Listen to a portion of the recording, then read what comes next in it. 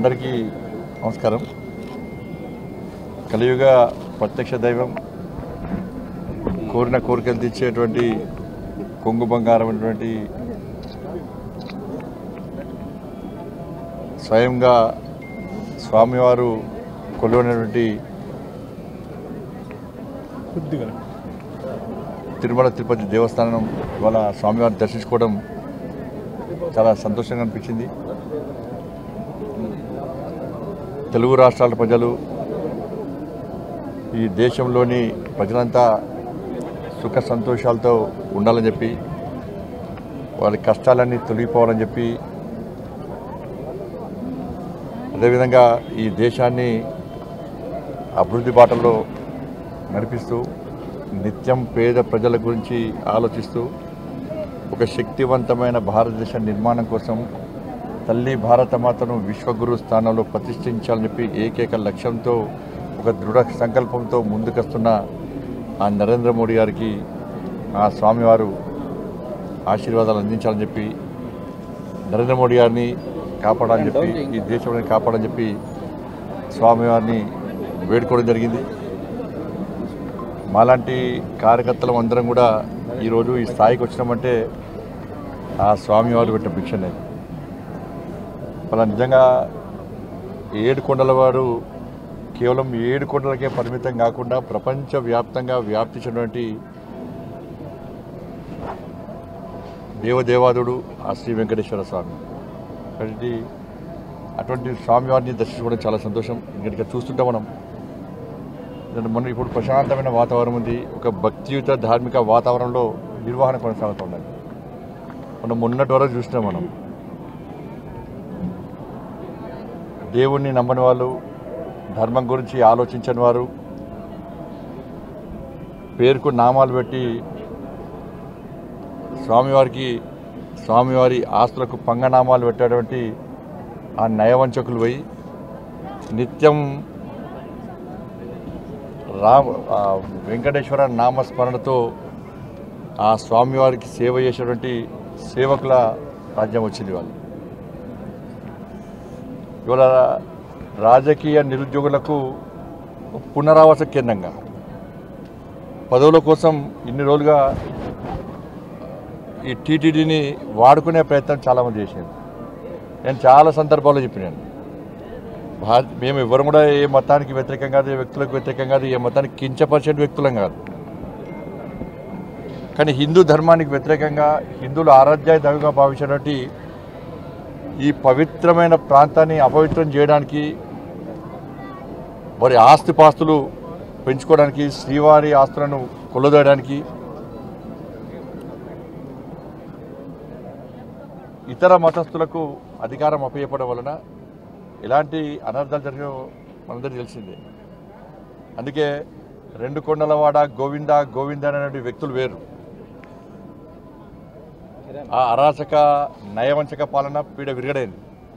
వాళ్ళు ఏడుకొండలవాడ వెంకటరమణ గోవింద గోవింద అనేటువంటి సేవకులు గారు వచ్చారు. వాళ్ళు ఏం చేసారు? వాళ్ళు ఇన్ని రోజులుగా స్వామివారికి సేవ చేయడం ముఖ్యం కాదు వాళ్ళకు. నేను నిన్న వచ్చిన సాయంత్రం, నిన్నటి నుంచి వస్తుంటే ఇక్కడ సిబ్బంది కానీ, అనేక మంది భక్తులు కానీ,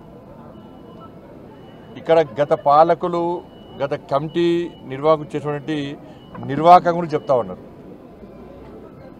అక్రమ దందా, లంగ దందా, లఫంగ దందా, దొంగ దందాలు చేసి వాళ్ళ స్వామివారి ఆస్తిని, జాతీయ సంపదను కొల్లగొట్టే ప్రయత్నం చేశారు. వాళ్ళ ఎర్రచందనం,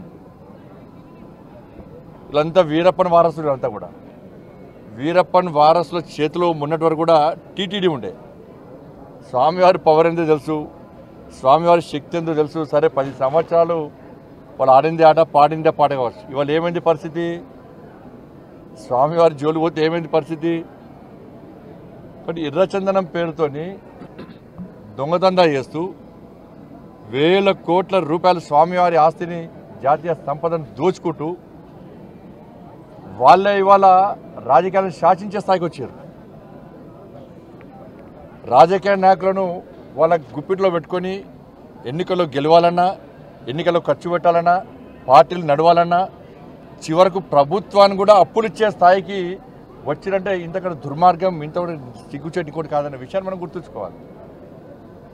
తప్పకుండా దీన్ని వదిలిపెట్టే ప్రసక్తి లేదు.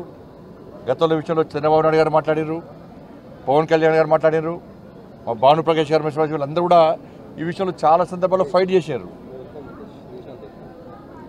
కానీ వాళ్ళ ఆలోచన ఏంది, ఉన్నన్ని రోజులు ఈ ఎర్రచందనం పేరుతో మొత్తం దోచుకోవాలి, శ్రీవారి సమాధానం దోచుకోవాలి, మేము కోటీశ్వరులుగా మారాలని చెప్పి ఒక దురాలోచనతో వాళ్ళు ఇన్ని రోజులు ఇక్కడ నిత్యం పాలన కొనసాగించారు. కాబట్టి దాన్ని వదిలిపెట్టే ప్రసక్తి లేదు. పూర్తిగా ఈ విషయాన్ని మా కేంద్ర హోంశాఖ మంత్రులు అమిత్ షా గారి దృష్టికి తీసుకొస్తాం. తప్పకుండా దీన్ని నివేదికలు తెప్పించుకుంటాం. ఎర్రచందనం స్మగ్లింగ్ పేరుతోని స్వామివారి సంపదను, జాతీయ సంపదను ఎవరైతే దోచుకున్నారో, అక్రమ దందా చేశారో ఆ మూర్ఖులను వదిలిపెట్టే ప్రసక్తి లేదు. మా మీద ఏ రాజకీయ ఒత్తిడి ఉండదు. రాజకీయ ఒత్తిడిలకు భయపడేటువంటి వ్యక్తులం కాదు. మేము ప్రజా సంపదను, శ్రీవారి సంపదను, జాతీయ సంపదను కాపాడే వ్యక్తులం. ఇన్ని రోజులు మీరు ఆడింది ఆడపాడు, ఇక్కడి నుంచి జరిగే ప్రసక్తి లేదు, వాళ్ళని వదిలిపెట్టే ప్రసక్తి లేదు.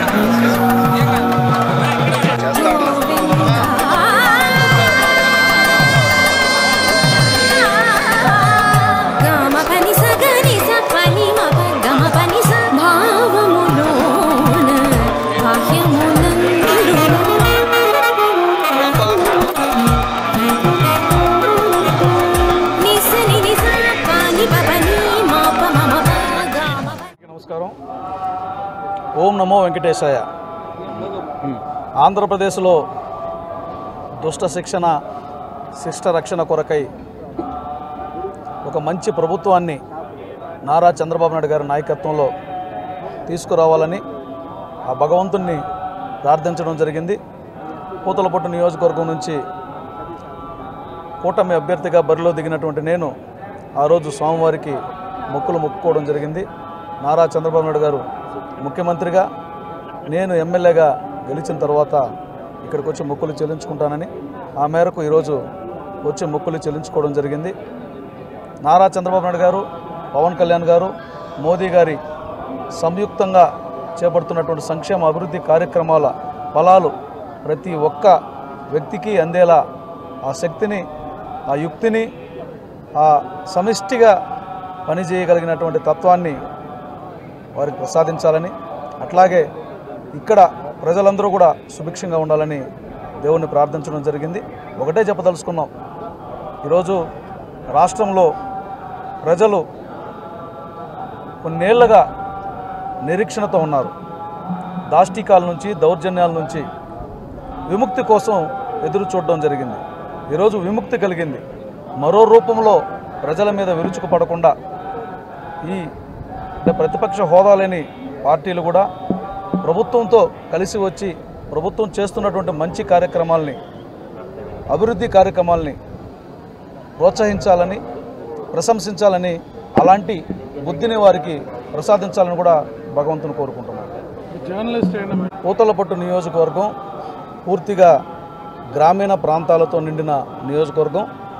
పూతలపట్టు నియోజకవర్గంలో అందరూ కూడా గ్రామీణ ప్రాంత జీవనానికి అలవాటు పడినటువంటి వారు, ఉపాధి కోసం ఇతర ప్రాంతాలకు, ఇతర రాష్ట్రాలకు వెళ్ళి బ్రతుకుతున్నటువంటి వారే ఎక్కువ మంది ఉన్నారు.